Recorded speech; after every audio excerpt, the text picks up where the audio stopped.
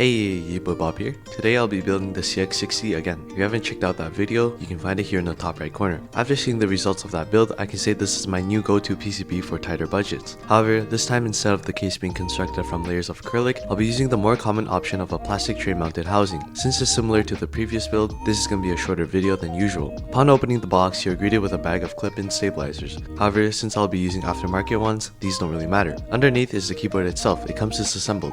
I think the plate is made out of polycarbonate, however, I'm not too sure. All I know is that it's flexible and definitely not made of any kind of metal. Underneath is plate foam, a nice included addition.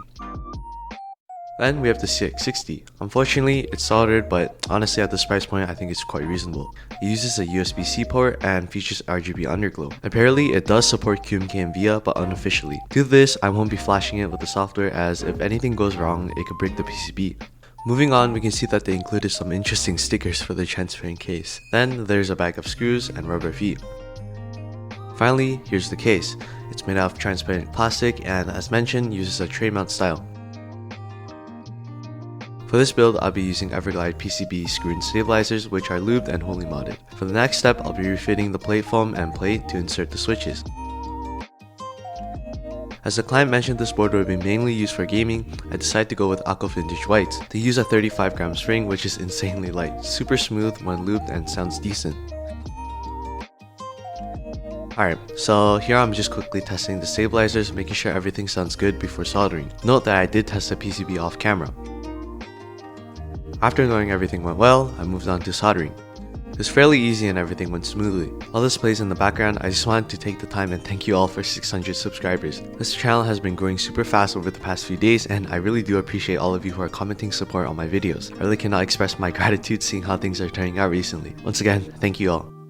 Alright, now that the soldering is complete, I move on to the tape mod. Since I was running low on white masking tape, I decided to do the first 2 layers with green masking tape and finish the third one off with white. This is because the case is transparent and white tape would make it look more passive. However, on the third layer, I ran out of white masking tape, so I resorted to using the green one.